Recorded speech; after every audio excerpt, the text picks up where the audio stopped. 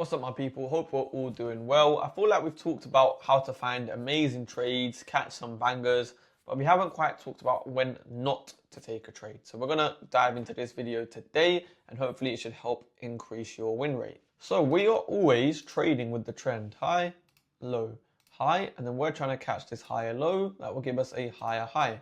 And then we're trying to catch this higher low. That will give us a higher high. So now let's say we've caught this higher low. We've made money. We've caught this higher low. We've made money, and then we have a new zone.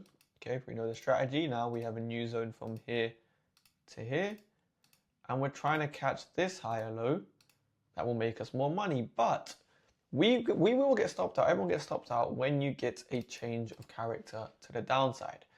If I am trying to catch this higher low here, but we just push to here, I've taken my long, boom, we get a dump to the downside. I have been stopped out. Okay, this higher low did not provide. This is where I lose the money. So how can I predict when this change of character will happen? Well, you have to look at where are we delivering from on the higher time frame. And that means, right, I trade with 3 time frames. My middle time frame is where I'm finding my zones and the structure I'm following. But I keep an eye on the higher time frame, right, to see where are we tapping into, because you'll find a lot of the times when we get this change of character is when we're tapping into something on the left from the higher time frame. Okay, that means we're going to now continue with this higher time frame trend lower, and your middle time frame zone is going to get violated by this higher time frame zone. And now I'll show you examples to make it more clearer. So again, this works the same for any time frame, but let's say the 15-minute time frame in this scenario was my higher time frame. You can see we have a high, and we candle close above it, giving us a protected low here, okay, and our new swing high here. So according to structure, we should now tap into here and continue higher. This is normally a great setup. This is what we look for. We look for that confirmation and take those sells higher. What happens? Okay, let's just say, for example's sake, we long at 50% of the zone, stop loss below, and let's say we go for that 1-to-1, play that out. You get tagged in, doesn't quite hit your TP, and it stops and it smashes. So if you were trading this uptrend, right, you could have caught a win here, a higher low here, right? You could have caught this higher low, this higher low, this higher low, this higher low here, this higher low here. You tried to catch this higher low in here, you got stopped out. Why? Because now on your highest time frame, your higher time frame, you need to check, okay, before you take any trade, okay, where are you delivering from? Where is this high being delivered from? If I go on my highest time frame now, again, it's all fractal, so if you're using the 15-minute as your middle time frame, for example, you can use the 4-hour as your highest time frame. You can see, what do we have? We have a zone here. Right? What is this highest time frame trend? It's a downtrend. Where is our last break of structure? It is here. So on the highest time frame, we've just done low, high, lower low. So what are we expecting on the highest time frame? A higher low, sorry, a lower high, lower low. Remember, when now your middle time frame is in an uptrend, what does that tell you? Your higher time frame is pulling back. So this is all a nice, beautiful uptrend on the 15-minute.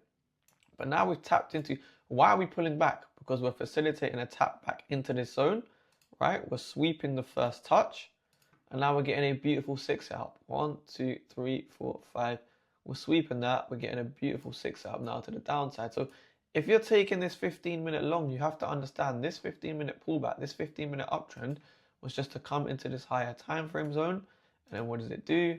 As you can see, it dumps back down and you've been stopped out. And now where are we likely to head?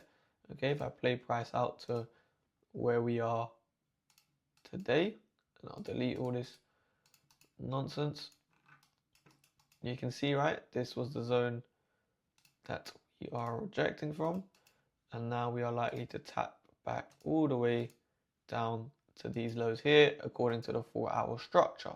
We'll do another example, different time frames to the downside too. So if I'm trying to catch these lower highs in a downtrend, I need to be careful when we tap into something on my highest time frame that will push price up, and I will get this change of character and I'll get stopped out trying to take shorts in this zone here. Again, just pick 3 time frames. Don't overcomplicate it. Don't be like, oh, but once if we tap into this on this time frame and then this on this time frame, you're going to do your head in. So here on my middle time frame, I can see we are continuously breaking structure to the downside, return into that zone, push lower, break structure to the downside, return into that zone, push lower.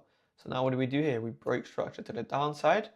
Am I expecting price to now return into this zone here and continue lower? Well, let's see, as always, right? Before we think, we need to think, where are we delivering from on the higher time frame? What are we doing on this higher time frame? So the 1 minute was my middle time frame on this. In this scenario now, my 15 minute will be my higher time frame. I can see we are in a clear uptrend. Clear uptrend on the 15 minute. This is my my last break of structure. This is my protected low.